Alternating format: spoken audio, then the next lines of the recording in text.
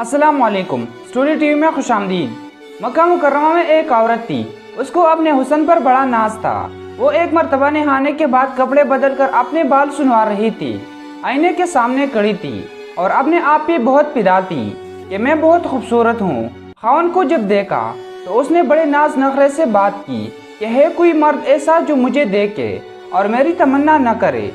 तो खावन ने कहा, हाँ है, उबैद बिन उमैर ये मस्जिद नबवी में मुदर्रिस और खुतीब थे। बीवी आगे से कहने लगी, तो दे मुझे इजाज़त, मैं तुझे दिखाती हूँ वो फिसलता कैसे है। उसने कहा, ठीक है, मैं इजाज़त देता हूँ। औरत को इजाज़त मिल गई और वह निकली। फिर मस्जिद के दरवाजे पर आकर खड़ी हो गई। अब जब मौलाना उबैद बिन उमैर मस्जिद नबी सल्लल्लाहु अलैहि वसल्लम से बाहर निकले तो औरत ने पहले उस तरीके से बात कही जैसे कोई मसला पूछने के लिए खड़ी हो। तो मौलाना खड़े हो गए। इसी दौरान उसने अपने चेहरे से निकाब को हटा दिया। उसका ख्याल ये था कि जब वो मेरा हुस्न जमाल देखेंगे तो मुझ पर फिदा हो जाएंगे।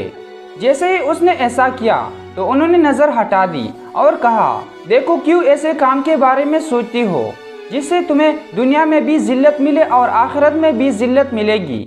अब ये अल्फाज उनके मुँह से इतने दर्द से निकले कि वो शर्मा गई और वापस आ गई।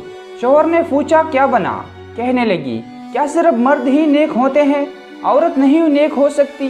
मैं भी नेक बनूंगी। उसकी ज़िंदगी बदल गई। उसके बाद रोज़ वो खावन से पूछती कि वक्त के तुम्हें मेरी ज़रूरत है। अगर कहता हाँ तो वो वक्त खावन के साथ गुजारती और अगर वो कहता नहीं तो हिजाब पहन लेती और सारी रात मसले पे इबादत करती। उसका खावन कहा करता था, पता नहीं उबैद बिन उमैर ने एक फ़िक्रे बोलकर मेरी बीवी को नेक कैसे बना दिया। शिकार करने को आए शिकार हो के चले। तो ये कैफियतें उनकी इसलिए थी कि परवरदिगार आलम ने उनके दिलों में एक असर डाला हुआ था। ईमानी कामिल उनके दिलों में था और ये नहीं कि सिर्फ बड़े लोगों का ये हाल था, बच्चों का भी यही हाल था। दोस्तों, अगर ये वाक़या आपको अच्छी लगी तो हमारी चैनल को सब्सक्राइब करें और साथ मौजूद घंटी की अलामत भी दबा दें।